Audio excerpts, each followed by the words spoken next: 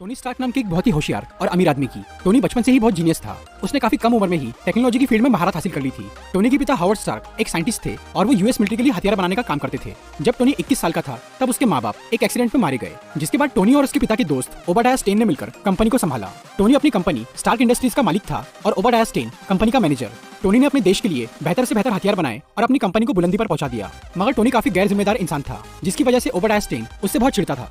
एक बार टोनी अफगानिस्तान जाता है, जहां पर वो मिलिट्री को अपने नए जेरिको मिसाइल का डेमो देता है। वहां से लौटते वक्त उन पर आतंकवादी हमला हो जाता है। टोनी के सामने उसी की कंपनी का एक बॉम्ब आकर गिरता है, जिसके फटने से उस बॉम्ब के टुकड़े टोनी के सीने में घुस जाते हैं। बाद में जब टोनी को होश आता है तो वो खुद को एक अजीब सी गुफा में पाता है और उसकी चेस्ट में एक मशीन लगी हुई होती है। उस गुफा में टोनी के साथ यिनसेन नाम का एक आदमी था, जो कि टोनी को बताता है कि उसने उसके सीने से बॉम्ब के टुकड़े निकालने की कोशिश की, मगर वो सारे टुकड़े नहीं निकाल पाया क्योंकि वो उसके दिल के काफी नजदीक थे। इसीलिए यिनसेन ने उसकी चेस्ट में एक इलेक्ट्रोमैग्नेट लगा दिया ताकि वो बॉम्ब के टुकड़े उसके दिल की तरफ न बढ़ पाए। वो इलेक्ट्रोमैग्नेट एक कार की बैटरी से चल रहा था। यिनसेन टोनी को बताता है कि वो दोनों आतंकवादियों की कैद में हैं और वो ऐसी जगह पर मौजूद है जहां पर उन्हें कोई नहीं ढूंढ सकता।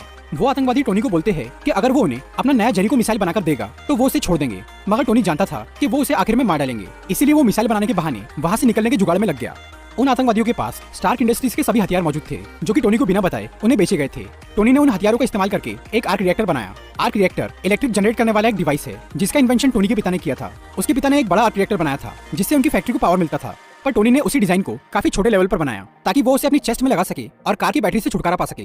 इस आर्क रिएक्टर में इतना पावर था कि वो कई सालों तक उसकी चेस्ट के इलेक्ट्रोमैग्नेट को चला सकता था। लेकिन टोनी ने वो रिएक्टर सिर्फ इलेक्ट्रोमैग्नेट को पावर देने के लिए नहीं बनाया था, बल्कि वो तो इसका इस्तेमाल किसी और काम के लिए करना चाहता था। यिनसेन के साथ मिलकर टोनी एक मैकेनिकल आर्मर तैयार करता है, जिसे वो अपने आर्क रिएक्टर से पावर देता है। इस आर्मर की हेल्प से टोनी वहां से निकलना चाहता था। जब वो सूट बन जाता है और टोनी उसे पहन रहा होता है, तब वहां के लोगों को शक हो जाता है और वो सब हमला करते हैं, मगर यिनसेन टोनी को बचाने के लिए अपनी जान दांव पर लगा देता है। टोनी अपनी सूट की मदद से कुछ आतंकवादियों को मार देता है और उनके कई सारे हथियार तबाह करके वहां से निकल जाता है। फिर वो दूर एक रेगिस्तान में आकर गिरता है और उसका सूट टूटकर बिखर जाता है, जिसके बाद टोनी का दोस्त जेम्स रोड्स, जो कि एक मिलिट्री ऑफिसर है, वो टोनी को ढूंढकर वापस न्यूयॉर्क लाता है।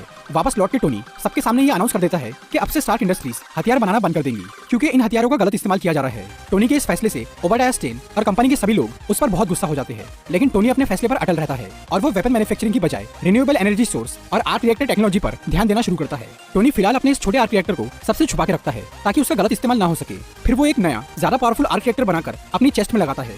इसके बाद टोनी कई महीनों तक अपने घर पे रहकर एक बहुत ज्यादा एडवांस आर्मर तैयार करता है, जिसे वो अपने नए आर्क रिएक्टर से पावर देता है। टोनी ने ये नया आर्मर बनाया था अपनी प्रोटेक्शन और बुरे लोगों का सफाया करने के लिए। कुछ टाइम बाद टोनी एक चैरिटी इवेंट में जाता है, जहां उसे एक रिपोर्टर से पता चलता है कि अभी भी उसकी कंपनी के हथियार आतंकवादियों को सप्लाई किए जा रहे हैं, जिनसे वो एक गांव के लोगों पर जुल्म कर रहे हैं। फिर टोनी अपना नया आर्मर पहनकर अफगानिस्तान के उस गांव में जाता है। वहां पर वो कई सारे आतंकवादियों को मारकर उनके हथियार तबाह कर देता है और गांव के लोगों को बचा लेता है। दूसरी तरफ ओबाडाया स्टेन उन लोगों से मिलता है जिन्होंने टोनी को किडनैप करके रखा था। असल में ओबाडाया स्टेन ने ही इन आतंकवादियों से टोनी को मरवाने की कोशिश की थी, मगर इन लोगों ने ओबाडाया को धोखा दे दिया। इसीलिए अब वो इन सब आतंकवादियों को मार देता है और वो उनसे टोनी का पुराना आर्मर और उसका डिजाइन ले लेता है। उधर टोनी अपनी असिस्टेंट पेपर पॉट्स को कंपनी का मेन कंप्यूटर चेक करने भेजता है, ताकि उसे गैर कानूनी तरीके से बेचे गए हथियारों का पता चल सके। जब पेपर उस कंप्यूटर को चेक करती है तो उसे पता चलता है कि ओबाडाया स्टेन चोरी छुपे गलत लोगों को हथियार बेच रहा है और उसी ने टोनी को मरवाने की कोशिश की थी ताकि वो कंपनी का मालिक बन सके। पेपर ये सारे सबूत जमा कर लेती है और वो शील्ड के एजेंट फिल कोल्सन को ये इन्फॉर्मेशन देती है। दूसरी तरफ ओबाडाया स्टेन टोनी के पुराने आर्मर के डिजाइन से अपने लिए एक नया आर्मर बना लेता है, मगर वो सूट को पावर देने के लिए वैसा आर्क रिएक्टर नहीं बना पाता। इसीलिए वो टोनी के घर जाकर उसे कुछ देर के लिए पैरालाइज करता है और उसका आर्क रिएक्टर छीन लेता है और वो उसे अपने सूट में लगाकर उसे चालू कर देता है।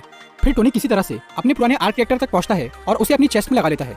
ये पुराना रिएक्टर इतना अच्छा नहीं था कि वो नए सूट को पावर दे सके। फिर भी टोनी अपना आर्मर पहनकर ओबाडाया को रोकने के लिए जाता है। उधर पेपर पॉट्स शील्ड के एजेंट्स के साथ ओबाडाया स्टेन को गिरफ्तार करने के लिए जाती है, पर वो अपना सूट पहनकर सब पर हमला कर देता है। तभी टोनी वहां पर पहुंचता है। वो ओबाडाया को रोकने की कोशिश करता है, लेकिन उसके सूट में पुराना आर्क रिएक्टर लगा होने की वजह से वो ओबाडाया के आगे कमजोर पड़ जाता है। इसीलिए टोनी उसे अपनी कंपनी की छत पर लेकर जाता है, जहां पर वो बड़ा आर्क रिएक्टर लगा हुआ था, और वो पेपर की हेल्प से उस बड़े आर्क रिएक्टर को ओवरलोड कर देता है, जिसकी वजह से ओबाडाया स्टेन मारा जाता है। अगले दिन स्टार्क इंडस्ट्रीज में एक प्रेस कॉन्फ्रेंस होती है उस हादसे के बारे में जानने के लिए। शील्ड के लोग टोनी को मीडिया के सामने झूठ बोलने के लिए कहते हैं, पर वो सबके सामने ये कबूल कर लेता है कि वो खुद आयरन मैन है। मूवी के खत्म होने के बाद जो पोस्ट क्रेडिट सीन आता है, उसमें शील्ड के director Nick Fury Tony Stark के पास आते हैं। वो टोनी को बोलते हैं कि वो दुनिया में इकलौता सुपर हीरो नहीं है, बल्कि उसके जैसे और भी लोग हैं। निक फ्यूरी टोनी से एवेंजर्स इनिशिएटिव यानी सुपर हीरो की एक टीम बनाने की बात करते हैं।